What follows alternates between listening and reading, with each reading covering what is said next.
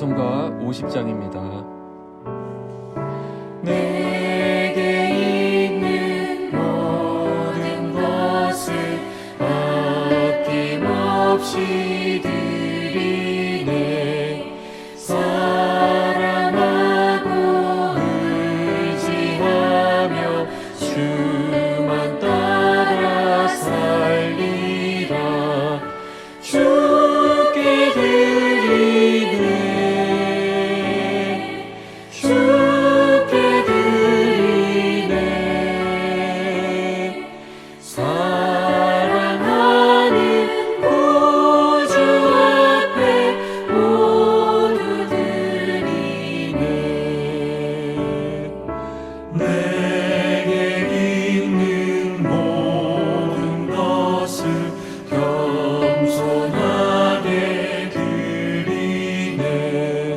세상 욕심 멀리하니 나를 받아주소서. 주께 드리네. 주께 드리네. 사랑하는 구주 앞에 모두 드리네.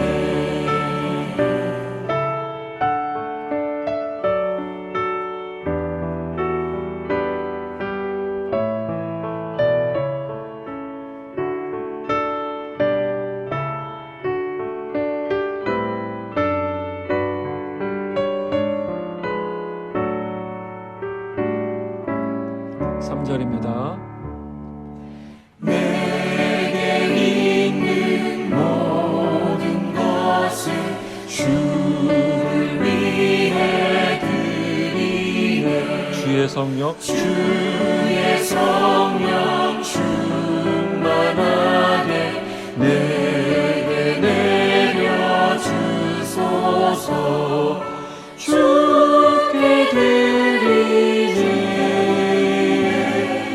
주께 드리네.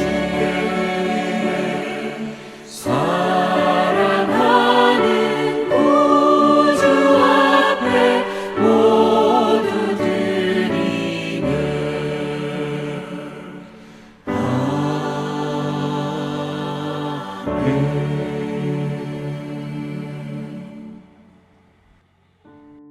오늘 우리에게 주시는 말씀은 에베소서 4장 13절에서 16절 말씀입니다. 우리가 다 하나님의 아들을 믿는 것과 아는 일에 하나가 되어 온전한 사람을 이루어 그리스도의 장성한 분량이 충만한 데까지 이르리니, 이는 우리가 이제부터 어린아이가 되지 아니하여 사람의 속임수와 간사한 유혹에 빠져 온갖 교훈의 풍조에 밀려 요동하지 않게 하려 함이라. 오직 사랑 안에서 참된 것을 하여 범사에 그에게까지 자랄지라. 그는 머리니 곧 그리스도라. 그에게서 온 몸이 각 마디를 통하여 도움을 받음으로 연결되고 결합되어 각 지체의 분량대로 역사하여 그 몸을 자라게 하며 사랑 안에서 스스로 세우느니라. 어제 말씀을 통해서 우리는 온전하게 되는 것, 그렇게 함으로써 그리스도의 몸을 세우는 것이 매우 중요함을 알게 되었습니다. 자, 그러면 그 다음으로 자연스럽게 생각하게 되는 부분이 있습니다.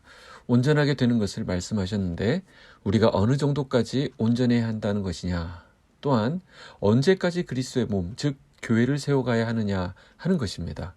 그에 대한 대답이 13절에 나와 있습니다. 13절에 보시면 우리가 다 하나님의 아들을 믿는 것과 아는 일에 하나가 되어 온전한 사람을 이루어 그리스도의 장성한 분량이 충만한 데까지 이르리니 그랬습니다. 무슨 말인가요? 교회가 그리스도의 모습을 갖출 때까지 그것을 계속 이루어가야 한다는 것입니다. 다시 한번 보십시오. 우리가 다 하나님의 아들을 믿는 것과 아는 일에 하나가 되어, 자, 그 다음에 뭐라고 말합니까? 온전한 사람을 이루어. 이것은 우리가 성숙하게 되는 것을 말하는데 그리스도의 장성한 분량이 충만한 데까지 이르리니. 자, 여기서 그리스도의 장성한 분량이 충만하다는 것은 그리스도를 닮아갈 때까지라는 말입니다. 그러니 우리를 향한 성경의 그 성숙의 기준이 매우 높다는 것을 보게 됩니다. 이것은 우리 사람들끼리의 도토리 키재기가 아닙니다. 무슨 말씀일까요?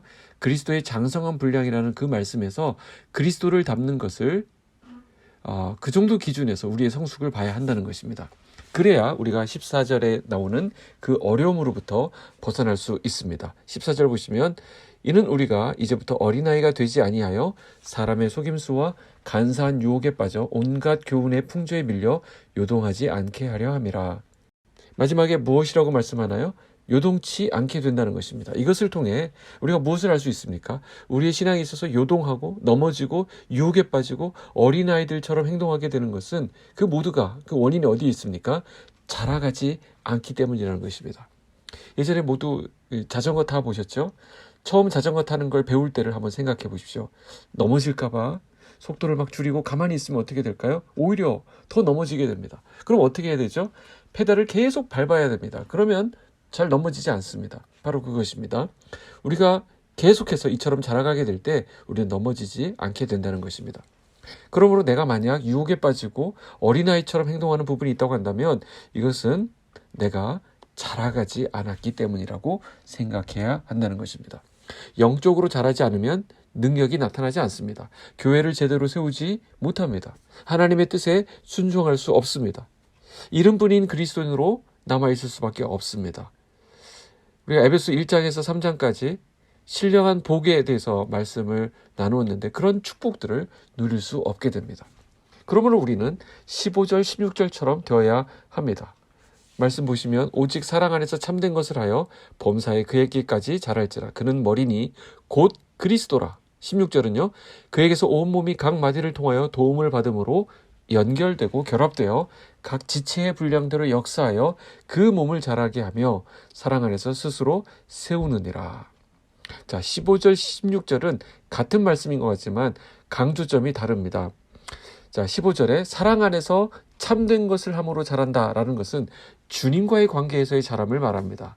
또 16절에 각 마디를 통해 연결되고 결합됨으로 그 몸을 자라게 한다는 것은 지체와의 관계에서의 자람을 말합니다. 자, 이렇게 정리할 수 있겠네요.